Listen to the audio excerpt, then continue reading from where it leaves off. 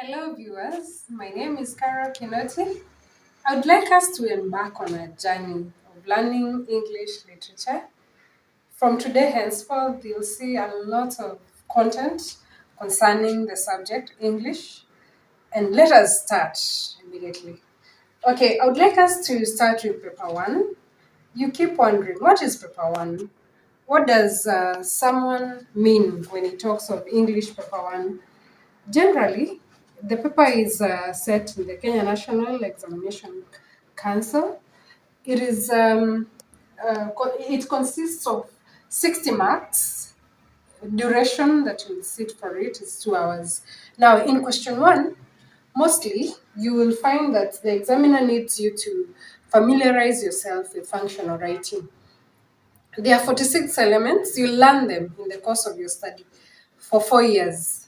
So you'll see your teachers coming to class and teaching you the various types of functional writing.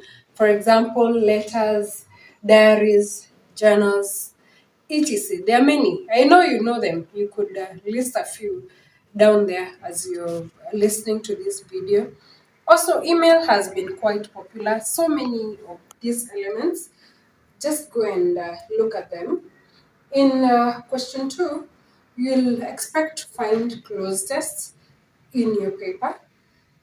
Cloze test is normally 10 marks. You need to read. It's a passage, a broken passage that you'll need a lot of information on your grammar, on the way you reason, the way you connect sentences. And then the question three is oral skills. Question three has three parts. Each part has 10 marks. So mostly the first part has 10 marks. It could be a poem that will come in question three, mostly on the oral elements. Do not confuse it with paper two, because paper two you could find a poem, yes, but it doesn't have the oral elements that has the paper one in it. Now, in a poem, you could be asked the sound of it. How is this poem performed? How does it sound? How do you say those words? What is the maybe which is the falling intonation or the rising intonation in the poem? You could also find a song, because oral poetry is also set in this question. In the oral skills, you could find a song in it, a very short one, or even the short forms. Which are these short forms? Maybe I could mention just a few. You could have tongue twisters, riddles, and many others. I know you know them. The other thing that you'll find in oral skills will be elements of etiquette. There's so many requirements for you to be a person that knows the English language. You have to practice politeness, polite use of language. The examiner keenly looks at that and will award you marks for that. So maybe instances of etiquette could deal with maybe when you're addressing someone, which are the words that you use. These words that you use, for example, please, excuse me, thank you, are tested. So pay attention to that also. We also have this question three, still on our skills. We also have uh, elements of listening and speaking, a lot of it, because you'll have the similar sounding words. You need to know them. Make sure you use your dictionaries when you're trying to find out the similar sounding words. You could have words with silent letters. For example, maybe I could give you an example of a word with silent letters. Maybe if you want to use a word like coup, maybe. I'm not saying coup, but I mean coup, maybe something like that. The P, the silent P there, the examiner wants to find out. Do you know how to use your English properly? You could also have many silent letters. You could use them. You could use your dictionary to find out, and very many ways of research. You could also have that. Also, still in this paper, you could be asked falling intonation, rising intonation. You could also be given instances of how you should behave during an interview and so many more. So I know you're eager to learn and eager to find out how do you do well in English. And this is one of the major areas that I think you should pay a lot of attention to. I just mentioned question one, functional writing, and I told you something to do with letters. You'll find out that when you get to Form 1, the first thing that you find out in functional writing are the friendly letters. Types of letters are very important, and letters have been tested over the years because you need to know how to communicate. Okay, you may claim that you're no longer using the post office box, but remember, right now we are in the digital era where you'll be using the emails. So know how to know, is it formal letters you want to, do you want to address someone formally or informally? Which are the formal letters, for example? Are you looking for a job? You'd have a formal letter. How many? The examiner will look into that and will be very keen to see, do you know the types of addresses? Because if you're having a formal letter, you'll use two addresses. Sometimes you'll even use three addresses, depending on who you're addressing. For example, if you're a junior in an organization, you'd find yourself using three addresses because you need to write that letter to, let me give an example of the Teacher Service Commission, for example. You want to address the Teacher Service Commission. Maybe you're a teacher like I am. You want to address the main office to the Secretary General. You'd prefer the Teacher Service Commission, the way they operate is that they would prefer that you first, as a teacher, you first notify the principal that there is a letter that you're sending to Teacher Service Commission. So as a teacher, I would address the principal, the Teacher Service Commission, the secretary, the teacher's secretary, but I will do it through the principal. That's how I'll use the three addresses. If, for example, I would like to address, if you're a student, for example, and you're in school, you'd like to, maybe you've done something wrong, you were found making noise and jumping up and down in class, you'd like to apologize. You do what you call an apology letter. Later, we will look into these letters in details, but for today, we are just introducing. This one is an introduction. We would, for example, if you are writing an apology letter, you'll do it in a formal manner. So I'll expect you to use two addresses. Don't assume because you're in the same school with the teacher that you wronged, you will use one address. No, that is not the way it works.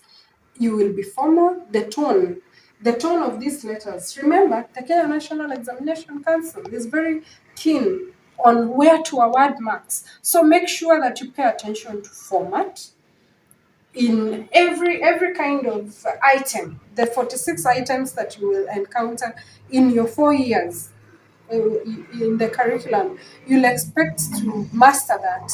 And how do you gain 100% of these marks? Because it's normally out of 20.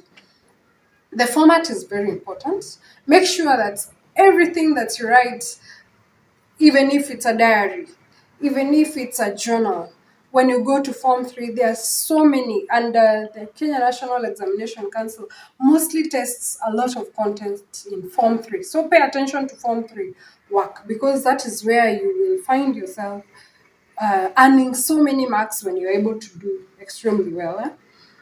So you'll do the functional writing, for example, if it's in Form 3, like what happened in 2022, the English paper 1, you're tested on speeches. So the examiner will like to find out, do you know the format of writing a speech?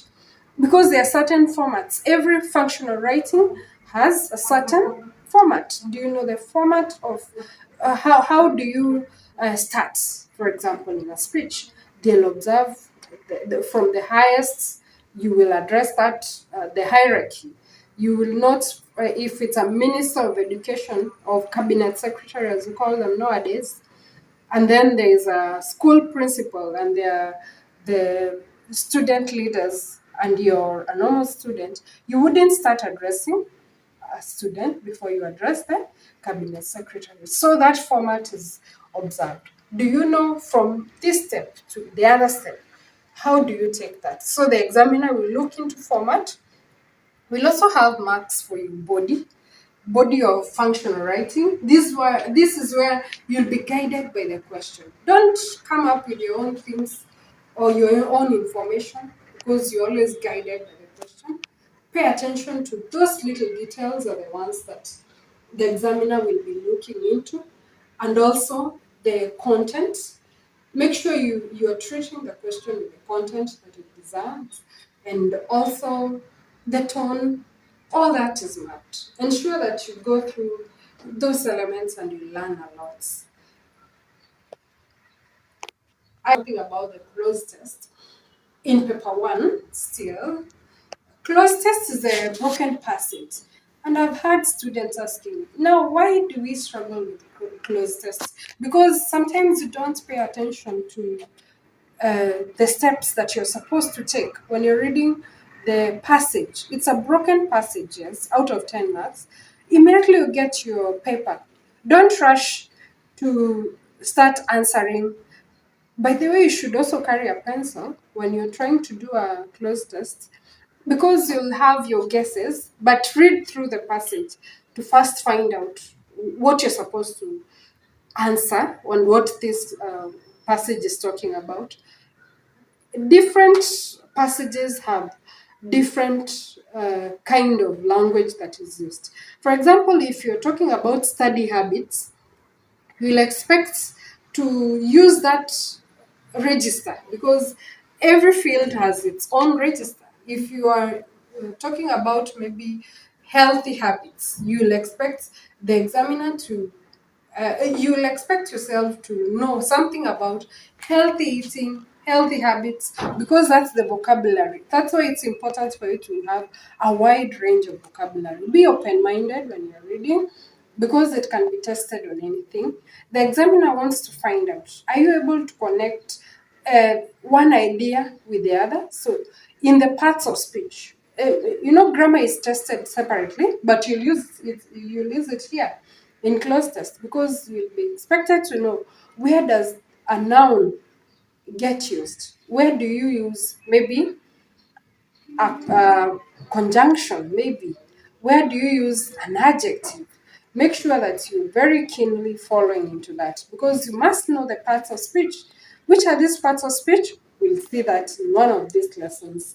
Very soon I'll teach you how to know, is this a pronoun? Is it a noun? Is it an adjective? I know you've been going through that and you already know.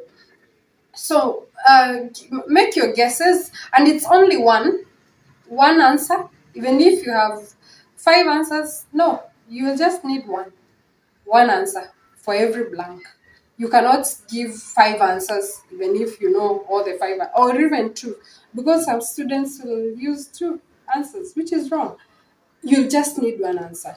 So you may know the answer is, but you have a problem with your handwriting.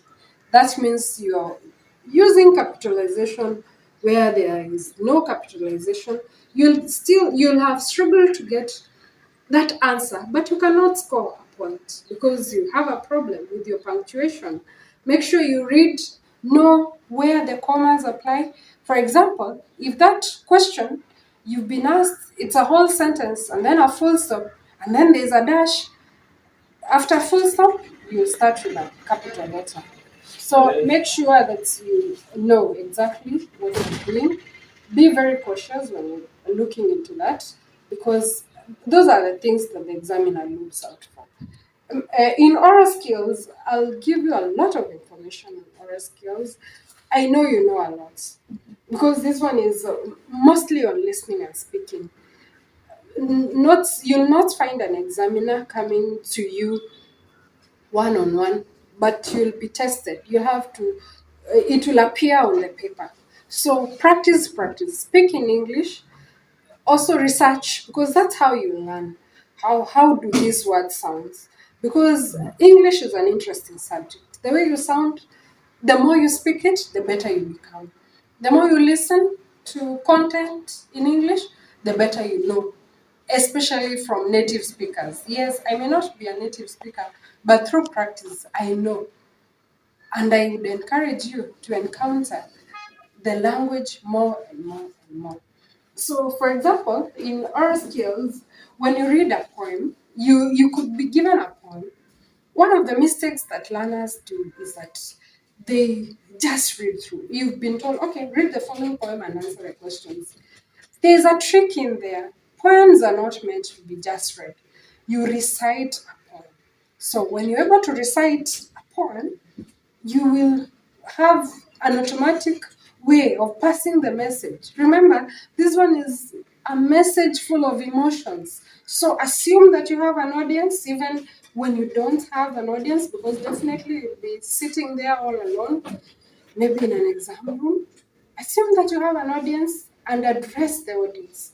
Be the performer. Try to put yourself in the shoes of a poet, and also try to put yourself in the shoes of the persona. By the way, who is a poet? Who is a persona?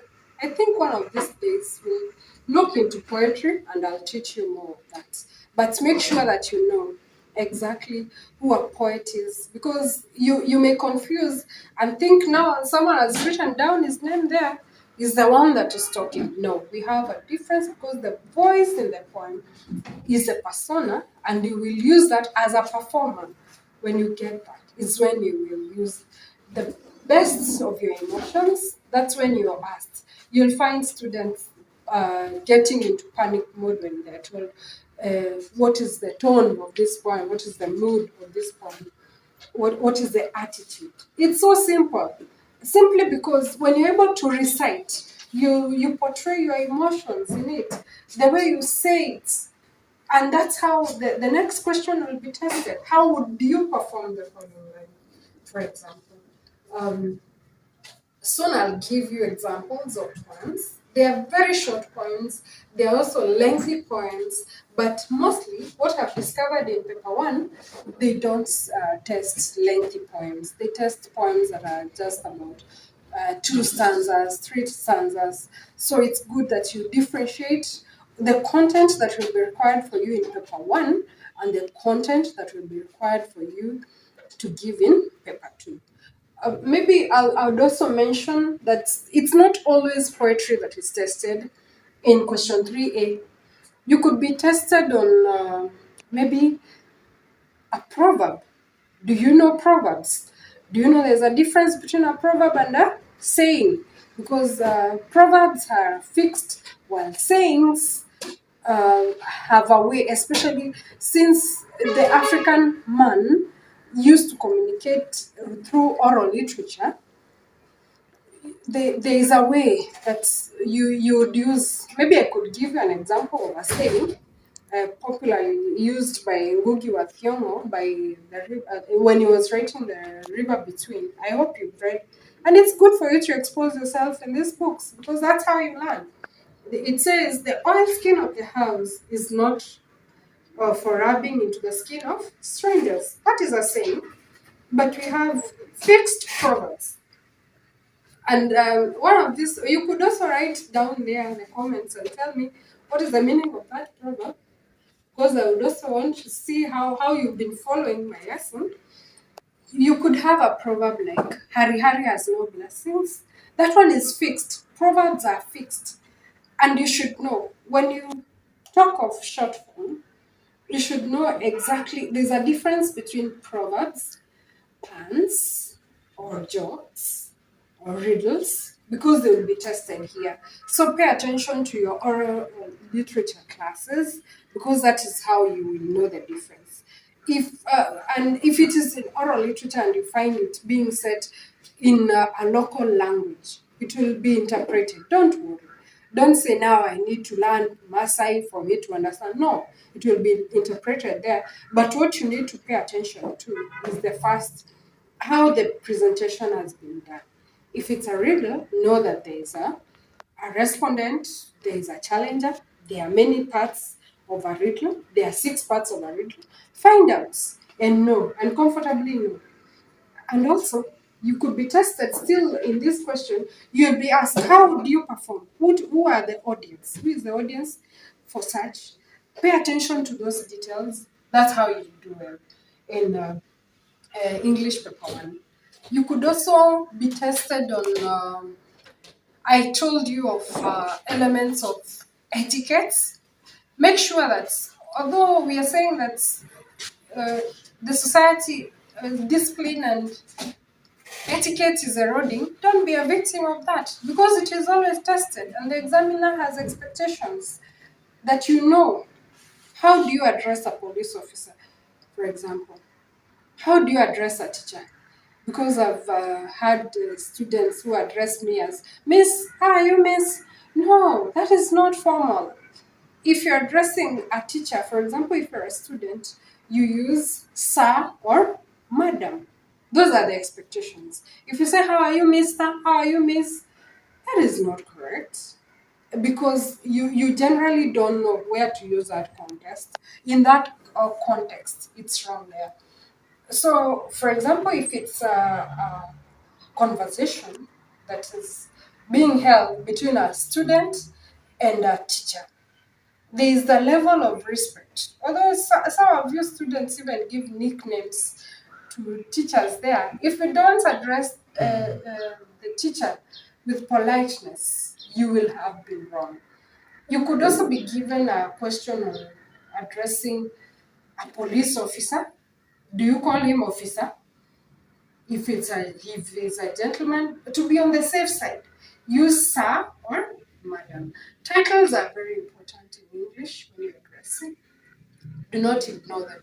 If you're addressing your mom, do you call your mom madam? No, you don't call your mom madam. You'll call her mom, or you call your. Do you call your dad sir at home? Unless you want to be dramatizing something. So make sure that you are aware of register. Certain language is used in certain contexts. I'll teach you more and more as you move on. Thank you.